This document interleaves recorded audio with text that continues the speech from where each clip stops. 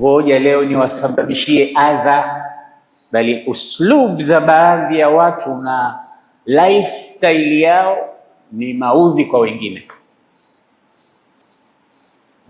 Sasa kama kuna watu aina hiyo, unataka kumuudhi kakukosa nini? Hajanikosa chochote, lakini furaha yangu mimi ni muudhi tu. Mwenyezi Mungu anakuambia faqad ihtamalu. Angalia neno walilolitumia, ihtamala. Jambo lolote ambalo unaambiwa umelibeba, wakati ni kitu ulikifanya, ni kitendo kilichotendwa, lakini kinarudi natija na reaction na thamani ya kitendo, unaambiwa umebeba. Utadhani ni kontena, ni jabali, ni chuma, ni mzigo wowote mzito ambao kuchukuliwa lazima kuwe na bidii na juhudi maalum za kuweza kubeba. Yani Qur'ani ina taabiri nyingine ambazo huwezi ukazikuta pahala popote pekee. Kila kilima kinapewa haki yake na kila kitendo kinapewa haki yake. Subhanallah. Katika Qur'ani dhulma ni jambo kubwa mno, na katika Uislamu. Sasa ilipokuja kutaswiri au kutoa image ya mtu ambaye amefanya dhulma, Qur'ani inasema khaba man hamala dhulman, yani amehasirika, amepata hasara mtu aliyebeba dhulma. Yani kaupiga taswiri ule udhalimu kama ni mzigo mkubwa umeenda kubeba. Nikisema khaba man hamala dhulman, amehasirika aliyebeba. Hamala walam yaqul fa'ala, lianna dhulma hamlun thaqil. Dhulma ni mzigo mzito, sasa umeubeba. Hakusema umefanya, umebeba. Sasa na hapa Mwenyezi Mungu anasema walladhina yu'dhuna almu'minina walmu'minati bighairi maktasabu faqad ihtamalu buhtanan wa ithman mubina. Hakusema faqad fa'alu. Na wale wenye kuwaudhi waumini wa kike na wa kiume bila hata ya sababu yoyote, wajue kwamba wamebeba dhulma na madhambi yaliyo wazi. Hata udhia ni dhulma, hata udhia ni mzigo, japokuwa wengi wetu tunaona kuudhi mtu ni kitu kidogo mno. Hapa Qur'ani imekichora kwamba ni mzigo mkubwa ulibeba kwa sababu ya kumuudhi mwingine. Sasa ndio maana ningesema la zala islamuna yubhiruna, nambahiru biislamina haqiqatan.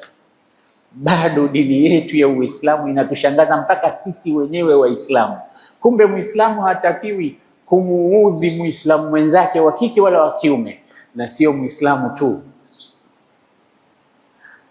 hata akiwa sio Muislamu, mtu yoyote hutakiwi kumuudhi. Kiumbe cha Mungu hutakiwi kumuudhi, kumsababishia madhara. Kiumbe chochote chenye roho hutakiwi kukisababishia madhara. Hata vile tulivyoruhusiwa kuvila, kuvichinja, kuvitafuna, pia tumepewa misingi yake. Siku moja Mtume amepita akamwona mtu kisha mlaza kondoo wake au mbuzi wake chini. Sasa wakati amemlaza kwa ajili ya kumchinja, huku ndo anatia makali na kukinoa kisu chake. Mtume alighadhibika kwa kitendo kile. Anaghadhibika nini Mtume? Kwani yule si anachinja ka halali kichinjwa chake? The way alivyokuwa anamtreat kichinjwa kile, namna alivyokuwa anafanya, Mtume hakukubaliana naye.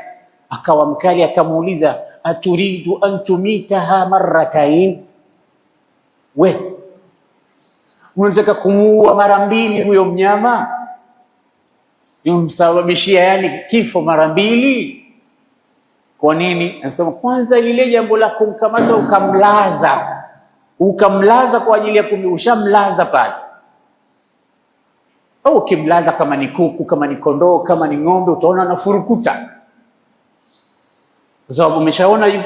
Usidhani kwamba hajui kwamba sasa hatari inamnyemelea, tayari ile ni moja, ushamlaza sana. Sasa na hiyo kunoa kisu sasa, na huko ushamlaza. Yani Mtume nitakumwambia kwa nini kwanza usiende ukanoa kisu chako, ukishakuwa sasa uko tayari kumchinja, sasa ndio ukaja ukamlaza. Sasa umemlaza hapo alafu ndo na huko unashughulika na mengine. Hicho ndicho kilichomkera mtukufu wa daraja Bwana Mtume Muhammad. Angalia Uislamu wetu, pamoja na kwamba umepewa idhini, kichinjwa ni chako kula, lakini pia zile principle na njia za kuchinja unaambiwa hapa unakosea. Aturidu an tumitaha marratain, mtaka kumuua mara mbili? Sio ungetia makali kisu chako kabla hujamlaza, ndo ukaja ukamlaza. Sasa umemlaza huko, unapiga mateke, unarusha unafurukuta huko na kuna wengine majasiri wanaambia leo unakwenda kuuliwa supu, anamuonyesha mbele yake kile kisu kinavyometameta. Ulikuwa unaringa wewe. Hao wanasikia na wao na wanalia pia, japo machozi uyaoni.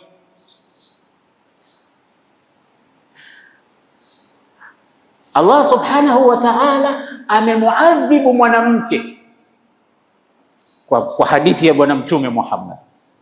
Sikilize nasi ya hadithi. Mtume anasema dakhalat imra'atun nara fi hirra habasatha, yupo mwanamke alitiwa motoni. Mwenyezi Mungu Subhanahu wa Ta'ala kamtia motoni mwanamke huyu. Kwa nini anasema fi hirra? Kilichomsababishia kwenda kuchomwa ni paka, na wengi wetu tuna paka nyumbani. Alifanya nini ya Rasulullah kwenye paka huyo? Anasema habasatha, alimfunga paka, akamfunga, akawa anamtesa yule paka. Akakaa na njaa, anazunguka huku na kule, anataka kujinasua, hawezi, yuko kifungoni. La hiya at'amatha wala tarakatha ta'kulu min hashashil ard, kumlisha hakumlisha wala hakumwacha huri akaenda akajitafutia na kula mwenyewe. Hiki kilisababisha kuwa kitendo kilichomtupa motoni paka. Sasa umeona kuna Uislamu wa Waislamu na kuna Uislamu ulio vitabuni. Unawezekana Uislamu waliokuwa nao Waislamu ukakushangaza kwamba hapana, ukaanza kujiambia kweli hii ni dini sahihi kwa vitendo hivi. Lakini sasa dalili kubwa sio yeye, dalili kubwa nenda katika vitabu vilivyomwambia kuwa Muislamu wa aina moja, mbili, tatu. Hadithi tuliyoizungumza, Mtume sallallahu alayhi wasallam katika aya ya suratul Ahzab imekuja hadithi nyingi zenye mfano maudhui kama haya. Mimi nipeni ruksa nizungumze hadithi tatu tu zilizo sahihi zinazoonyesha kwamba Uislamu wetu haupendi watu kuwasababishia watu wengine madhara ya aina yoyote. Ndio Uislamu safi. Mmoja katika hizi hadithi ni hadithi sahihi aliyoipokea al-Imam Muslim. Anasema man ahabba, mtu yoyote atakayependa, an yuzahzaha anin nari, aepushwe na moto, wa an yudkhala aljanna, na aingizwe peponi. Waislamu, hakuna Muislamu yoyote asiyependa mambo mawili haya. Na ndio maana aya za Qur'an katika suratu Ali Imran inasema kullu nafsin dha'iqatul maut wa innama tuwaffawna ujurakum yawmal qiyamah faman zuhziha 'anil nari wa udkhilal jannata faqad faz wamal hayatud dunya illa mata'ul ghurur لتبلون في أموالكم وأنفسكم ولتسمعن من الذين أوتوا الكتاب من قبلكم ومن الذين أشركوا أذى كثيرا وإن تصبروا وتتقوا فإن ذلك من عزم الأمور. آية zinaendelea kullu nafsin dha'iqatul mauti wa innama tuwaffawna ujurakum yawmal qiyamati faman zuhziha 'anil nari wa udkhila aljannata faqad faz. Kila mtu atakufa, atakayeepushwa na moto akaingizwa peponi, huyo ndo alofaulu. Allahumma ja'alna minhum ya rab. Kufaulu kumbe ni kwenda peponi tu na kuepushwa na moto. Sasa Mtume anasema man ahabba an yuzahzaha 'anil nari wa yudkhala aljannata faltatihi maniyatuhu wa huwa yu'minu billahi wal yawmil akhir. Kuna sharti mbili tu za wewe kuepushwa na moto kwa mujibu wa hadithi hii ya Bwana Mtume sahihi. Ukitaka kuepushwa na moto na ukapelekwa peponi, kwanza hakikisha unakufa unamwamini Mwenyezi Mungu na siku ya mwisho. Ya kwanza البند الأول شرط الأول فلتأتيه منيته. منية ni mauti, kikujie kifo chako. Wa anta tu'minu billahi wal yawmil akhir, unamwamini Allah na siku ya mwisho. Sasa imani ina vikorombwezo vyake na matawi yake na mambo yake na tadaiyati zake. Jambo la pili, waliyati ila nnasi ma yuhibbu an yuta ilayhi, na awafanyie watu yale ambayo yeye anapenda kufanyiwa. Man minna yastati'u dhalik, ni wangapi katika sisi tunaliweza hili la mwisho? Iman billahi wal yawmil akhir, hili lako. Lakini al-amalu al-mutaaddi alladhi yamurru minka ila al-akharin wa yantafi'u bihi al-akharun, hapa ndo kuna kazi. Siku zote kitu ambacho kinapita beyond katika laini yako wewe ni jambo zito, yani kitu chenye manufaa zaidi yako, sio manufaa yako tu, kwa wengine zaidi. Hicho kitu ni kizito, manufaa yake yanapita baada ya wewe na kwa wengine, kwa wengine. Hilo jambo ni zito.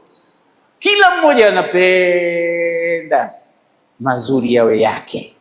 Je, mazuri hayo kuyapendelea yawe ya mwingine? Hapo ndo kuna kazi. Na ndio maana kuna magonjwa yanaitwa hasad, chuki, choyo, mafundo, kijicho. Yote haya yamo ndani ya moyo. Ishu kubwa, kwa nini yeye? Kwa nini? Mimi ukinitizama, mimi sura yangu nzuri kuliko yake, mimi kabila langu kubwa kuliko lake, mimi familia yangu kubwa kuliko yake, mimi umbo langu kubwa kuliko lake, mimi ni mtu wa mjini kuliko yeye mtu wa shamba, mimi kisiwa changu hiki kuliko yeye mtu wa kisiwa cha pili. Yani kuna watu wanajaji hivi vitu. Sasa kwa nini mimi lile sina, mimi kapataje yeye? Ilibidi vipi yeye apate? Yeye anapataje yeye mimi sina? Yani kila kitu kizuri wewe unaona ilikuwa haki yako wewe na sio haki ya mtu yote mwingine. Na kama unapewa maamuzi, unaipoka, unaichukua, inakuwa yako, na yule asiyo na chochote. Ndo hasad. Ndo Mwarabu anasema kulli man bata li hasidan atadri ala man asa'ta al-adab asa'ta ala Allah fi khalqihi liannaka lam tarda lima wahab. Mwambie hasidi, unajua umemkosea nani adabu? Umemkosea Allah. Hasidi, umemkosea Allah adabu, kwa sababu lam tarda lima wahab, hukuridhika na kile alichotoa Mwenyezi Mungu kumpa yule, unasema ulistahiki wewe. Unamkosea Mungu adabu, unamfundisha Mungu kwamba hujui kugawa, ulipaswa kumpa yule na mimi, lakini sio yule na yule. Ndio mahasidi walivyokosa adabu mbele ya nani? Ya Allah. Muache Mwenyezi Mungu afanye mwenyewe anavyotaka. Hadithi hiyo ya kwanza. Hadithi yetu ya pili, Mtume sallallahu alayhi wasallam anasema katika hadithi ya Abi Sa'id al-Khudri. Abu Sa'id al-Khudri anasema alisema Bwana Mtume sallallahu alayhi wasallam, iyyakum wal julusa fi turuqat. Sasa hapa kuna madhara mengine ambayo huwa yanasababishwa na watu wengi na wasioyajua, lakini niruhusu kidogo niisome hadithi nyingine kabla ya hii, alafu nitarudi hapo. Mtume anasema ittaqul la'inaini, ogopeni sana mambo mawili yenye kusababisha laana kwa mfanyaji. Yani kuna vitu viwili ukivifanya unalaaniwa. Faqalu ya Rasulullah wa man la'inani, ni yepi hayo mambo mawili yenye kumsababishia mtu laana? Yani akilifanya hilo jambo analaaniwa na Allah mtu, au analaaniwa na watu. Na ukilaaniwa na watu ndio utalaaniwa na Allah, kwa sababu ndimi za watu zitasababisha wewe kuperemshiwa malaana. Mambo mawili. Wakamuuliza ya Rasulullah, ni mambo gani hayo yanayosababisha laana kwa watu na watu wanayafanya? Akasema alladhi yatakhalla fi tariqi nnasi au dhillihim, mtu anayekwenda akafanya haja iwe ndogo au kubwa katika njia wanayopita watu au katika kivuli wanachokitumia watu wakakaa. Angalia, Uislamu unakufundisha mpaka usiende ukawaharibia watu mazingira katika njia yao wanaopita. Ni wangapi katika sisi tumeshatoa nafsi zetu tukakojoa pahala ambapo unaona kuna bench watu wenyewe huwa wanakaa, au kuna kikao chochote kile ambacho cha aina yoyote kile, ukasema leo nawapata hapa, wakija leo wakikaa hapa watakoga. Au ukafanya haja kubwa pale ambapo unaona ni munazahatu wa watu, unaiona garden fulani, pale bwana najua kuna watu fulani wanakaa pale, basi leo usiku mimi naenda kuporomosha vitu pale nione kama watakuja kukaa tena.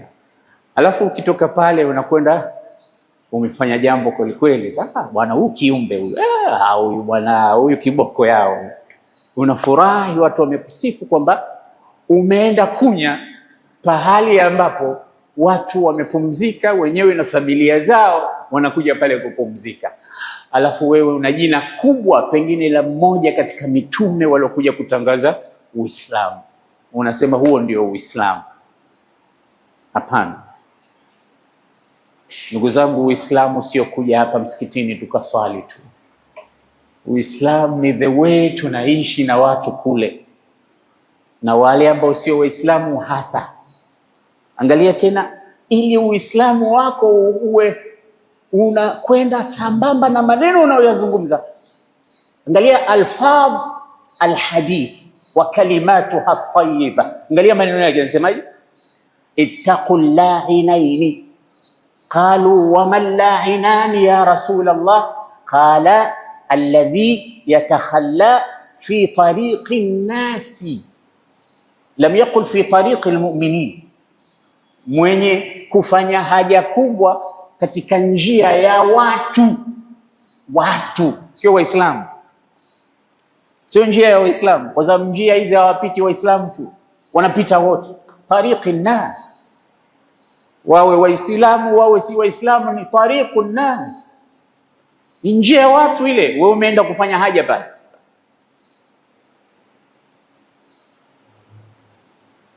au dhillihim, au katika vivuli vyao. Watu wanahitaji sana vivuli, hususan katika kipindi kama hichi. Utaona waenda walikoenda, unaona wote wanakimbilia kwenye mti wenye kivuli. pale. Wakifika harufu, jamaa kisha kuja kumwaga petroli yake pale na mambo mengine, alafu anajisifu leo pale, nakwambia hakai mtu pale, nimefanya shughuli mimi jana pale. Kumbe unalaaniwa na unaopita wale. Nani huyu maluni alofanya haya? Maluni gani huyu? Ndio maana Mtume akasema allainani, vitu vyenye kusababishia wewe laana.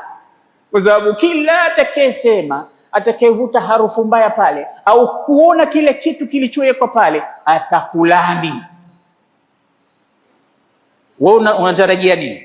Kwamba jamani, leo njoni tumeletewa birthday cake hapa, alhamdulillah, Mungu amweke waliofanya wakuombee dua. Yani unataka kwenye kivuli, kwenye maskani yetu, kwenye garden yetu, kwenye mtaa wetu, kwenye njia, katikati ya barabara, leo tumeletewa mambo makubwa mazuri bwana, alhamdulillah, Mungu amzidishie. Na wakisema hivyo, maana yake ni kinyume chake, wanakulani tu bado hao. Hilo moja. Hadithi ya mwisho, ili nisichukue nafasi refu khutba yetu ya leo, ni hadithi niliyoitanguliza ya aljulusu fi turuqat. Usiwasababishie watu udhia aina hiyo katika njia, katika vivuli, katika sehemu zao za kukaa, katika viwanja vyao vya mpira, katika nini, sehemu mbalimbali, pahala popote munazahati. Mtume aliwakataza watu wasikae barabarani, wasikae njiani, kama vile tunavyofanya. Tunaona barabara hii inapita huku pembeni pembeni, kuna mabenchi ya watu, wengine wanakunywa kahawa, wengine wanashona viatu, wengine wana biashara zao wamepanga pembezoni. Hiyo ndo njiani na kukaa majiani, pahala wanapopita wengi. Mtume kakataza, anasema iyakum, yani baidu, ibtaidu, jihifadhini, jikingeni, jiepusheni, waljulusu fi turuqat, na kukaa katika njia hizi. Je, inawezekana tufunge hizi maskani zetu na vikao vyetu? Ni ngumu. Na hata masahaba wakaambia Rasulullah, hiya majalisuna ma lana minhu bud natahaddathu fiha.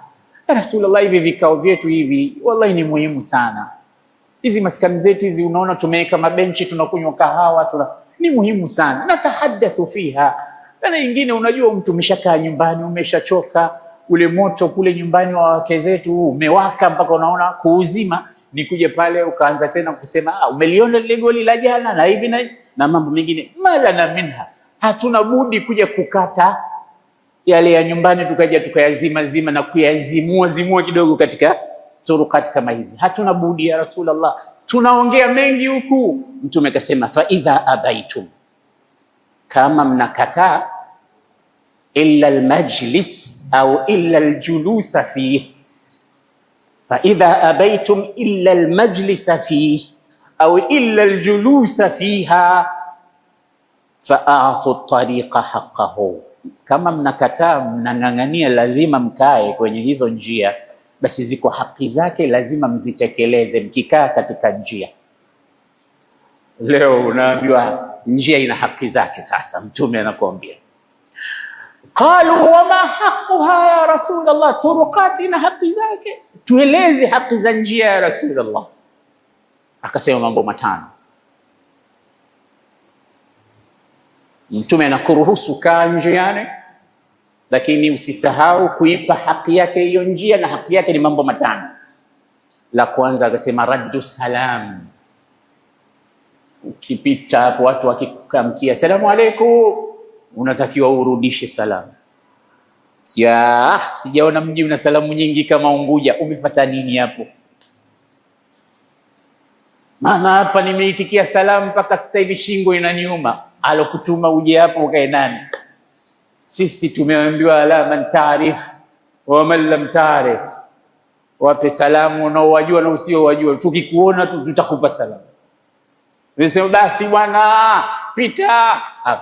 Mtume anakuambia haki ya njiani, maadamu umejileta umekaa hapo, raddu salam, rudisha salamu ya kwanza. Ghadul basar, haki ya pili, fumba jicho. Fumba jicho, kwa sababu njiani kutapita baadhi ya mambo ambayo kwako wewe ni mtihani kuyatizama. Kwa hiyo ukishaona kwamba hayo yanapita, fumba sasa jicho. Na hii ni haki moja nzito, ngumu, hususan kwa vijana. Wazee wanaweza wakasema mimi sasa hivi hata meno yenyewe ya kutafuna sina tena, kwa hiyo siku zangu za kuondoka ni zikaribu kuliko zilizopita. Lakini vijana ndo wataalikana hasa, na anaweza akampiga mwenzake kisugudi kwa maana kwamba unanizinga, sioni uzuri. Ghadul basari, kufumba jicho baada ya kutoa ya kurudisha salamu. Maana kutoa salamu ni sunna, lakini kurudisha ni wajibu. Maadamu amekwambia asalamu alaykum, ukikaa kimya sasa unapata dhambi, kwa sababu ni wajibu wako kurudisha salamu. Ghadul basar ni kufumba jicho, usiangalie maasiya yasiyofaa yanayopita. Wama aktharaha, na ni mengi kiasi gani huwa yanapita. La tatu, twende haraka haraka, kaful adha. Kaful adha, kuzuia yaliyo ya maudhi. Tunarudi kule kule katika maudhi. Sasa uko pale, likatokea lolote la maudhi, ondoa, zuia. Sasa lolote, hata ukaona kwamba kuna mwiba njiani hapa, hawauoni wapita njia, basi uondoe wewe. Sasa si kazi yangu mimi, mmeniandika kazi ya kukusafishieni barabara. Uislamu unakwambia adha, ule udhia uondoa, na uzuia pia ukiuona unakuja na vitu vinginevyo. Kaful adha. Matatu hayo. Ya mwisho, amr bil ma'ruf, kuamrisha watu mema mazuri. Ya mwisho, nahy anil munkar, kukataza watu mabaya. Kama unaweza kuzifanya na kuzihifadhi hizi haki tano, weka. Uweze nini kajifungie kwako. Umekaa nje bwana hivi moja mbili mzigo. Mwambie ndugu yangu, wewe Muislamu gani? Wewe umekuwa lini shekhe wewe? Kama hujawezi hayo matusi hayo, ondoka. Kwa sababu amru bil ma'ruf nahy anil munkar, kuamrisha mema. Sasa baadamu mko njiani, amrisha watu mazuri, kataza watu mabaya. Hizi ni hukuk. Muda umekwenda sana, lakini kwa sababu mada hii umuhimu wake ni mkubwa, naomba nimalizie na hadithi moja ya mwisho ambayo Mtume sallallahu alaihi wasallam katika hadithi ya kukataza alisema, naha Rasulullah sallallahu alaihi wasallam an yubala ala alma'i rakid. Mtume alikataza mtu asikojoe, asifanye haja ndogo katika maji yaliyotuama. Moja katika jambo la madhara na kusababisha maradhi na majanga makubwa makubwa ni uchafu. Na moja katika kitu chenye kupeleka uchafu, watoto mitaani huwa wanacheza, hasa katika vidimbwi. Kwa hiyo ukiona maji yametulia pahala, usiseme hapa ndo pahala pazuri pa kumimina haja yako. Anasema Mtume amekataza watu wasikojoe katika maji yaliyotuama. Al-rakid alma'u alladhi la yajri. Zote hizi ni aina ya wewe kufungwa usisababishe madhara kwa watu.